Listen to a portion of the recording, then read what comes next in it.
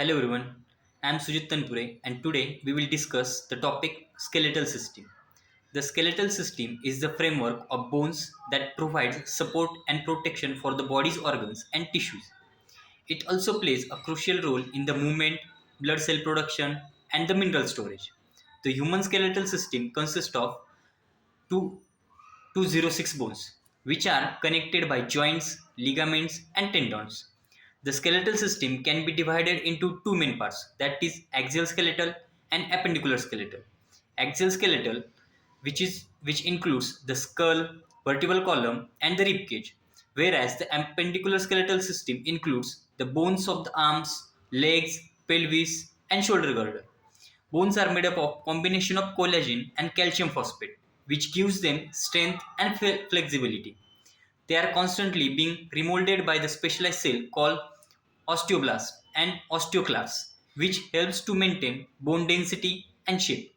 In addition to its structural role, the skeletal system also serves as a storage site for minerals such as calcium and phosphorus, which are essential for various bodily functions. It is also houses the bone marrow where blood cells are produced.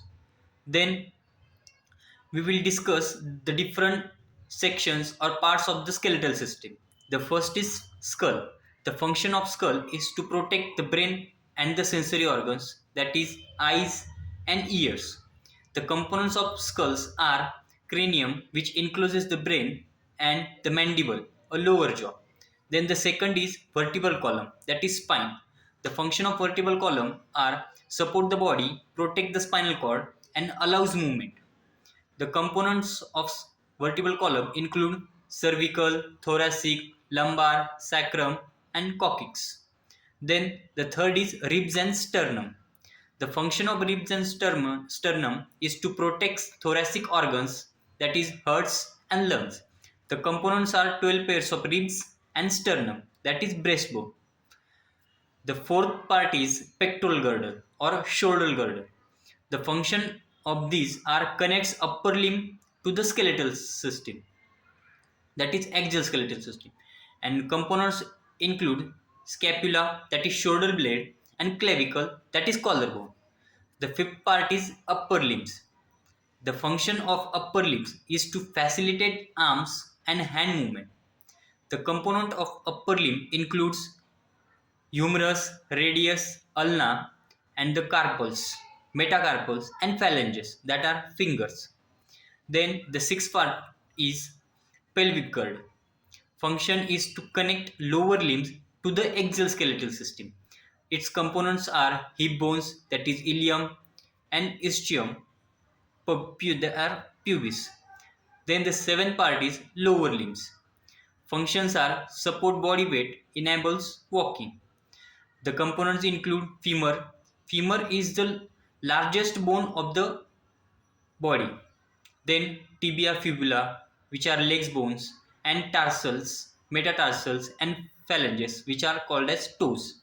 Then the eighth part is joints. The function of joints is to enable movements and flexibility. Types include synovial, which are freely movable joints, then cartilaginous, that is slightly movable, and fibrous, that are immovable joints. Then the ninth part includes bone tissues. Compact bone function is to provide strength and support, whereas spongy bones include the function of spongy bone is to add flexibility, reduces weight. The tenth part is bone marrow.